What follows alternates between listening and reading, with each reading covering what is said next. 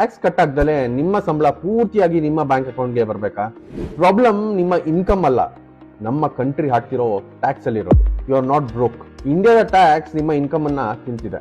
ನಿಮ್ಮ complete income ನಿಮ್ಮದಾಗುವ ಪ್ಲೇಸ್ಗಳು ಯಾವ್ದು?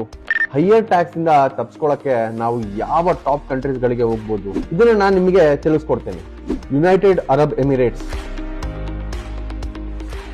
ದುಬೈ, ಅಬುಧಾಬಿ ಜೊತೆಗೆ ಎಲ್ಲಾ 7 ಎಮಿರೇಟ್ಸ್ ಗಳು ಇದರಲ್ಲಿ ಸೇರ್ಕೊಳ್ಳುತ್ತೆ. ಇಲ್ಲಿ ಸ್ಯಾಲರೀಸ್ ಮೇಲೆ 0 ಇನ್ಕಮ್ ಟ್ಯಾಕ್ಸ್, ಜಾಬ್ ಅಥವಾ ಇನ್ವೆಸ್ಟ್ಮೆಂಟ್ ಇಂದ ಈಸಿ ರೆಸಿಡೆನ್ಸಿ ಸಿಗತ್ತೆ, ಗ್ಲೋಬಲ್ ಲೈಫ್ ಸ್ಟೈಲ್ ಮತ್ತೆ ಗ್ರೇಟ್ ಇನ್ಫ್ರಾಸ್ಟ್ರಕ್ಚರ್, ಬಿಗರ್ ಸ್ಯಾಲರಿ ಮತ್ತೆ ಬಿಗರ್ ಸೇವಿಂಗ್ಸ್ ಕೂಡ. ಇಲ್ಲಿ ಹೈ ಇನ್ಕಮ್ ಇರೋರಿಗೆ ಮತ್ತೆ ಆಂಟರ್ಪ್ರಿನರ್ಸ್ ಗಳಿಗೆ ಬೆಸ್ಟ್ ಡೆಸ್ಟಿನೇಷನ್. ಬಹಾಮಾಸ್ ಅಲ್ಲಿ no income tax, no capital gain tax, no inheritance tax. ಇಲ್ಲಿ ಎಲ್ಲವೂ tax free. Ultra high net worth individuals ಅಂದ್ರೆ ಮಿಲೇನಿಯರ್ಸ್, ಬಿಲಿಯನರ್ಸ್ ಗೆ ಇದು ಡ್ರೀಮ್ ಡೆಸ್ಟಿನೇಷನ್. ಆದ್ರೆ ಲೈಫ್ ಸ್ಟೈಲ್ ತುಂಬಾ ಎಕ್ಸ್ಪೆನ್ಸಿವ್ ಆಗಿರುತ್ತೆ.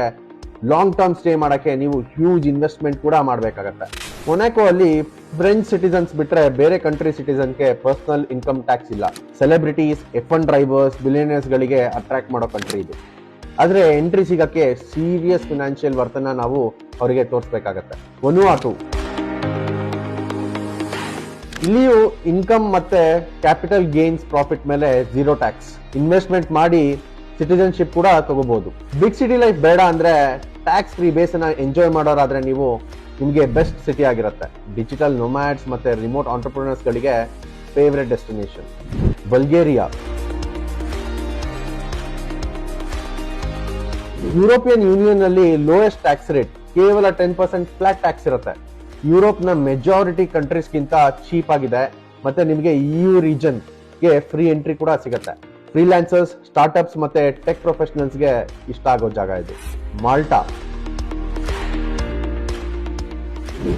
ಅಲ್ಲಿ ಸ್ಪೆಷಲ್ ಟ್ಯಾಕ್ಸ್ ರೂಲ್ಸ್ ಇದೆ. ನೀವು ನಾನ್ ಡೊಮಿಸೈಲ್ಡ್ ರೆಸಿಡೆಂಟ್ ಆಗಿದ್ರೆ ಮಾಲ್ಟಾಕ್ಕೆ ಫಾರಿನ್ ಇನ್ಕಮ್ ತರದೇ ಇದ್ರೆ ನಿಮಗೆ ಯಾವುದೇ ಟ್ಯಾಕ್ಸ್ ಇಲ್ಲ. ಈ country great climate, English speaking ಮತ್ತೆ ಯುರೋಪಿಯನ್ ಲೈಫ್ ಸ್ಟೈಲ್ ಕೂಡ ಹೊಂದಿದೆ.